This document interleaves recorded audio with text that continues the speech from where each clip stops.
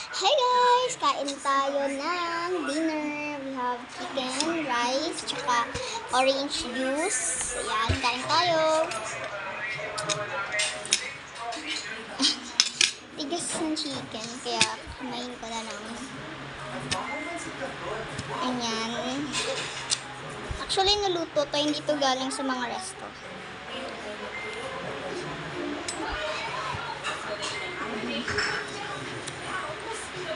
Sarap.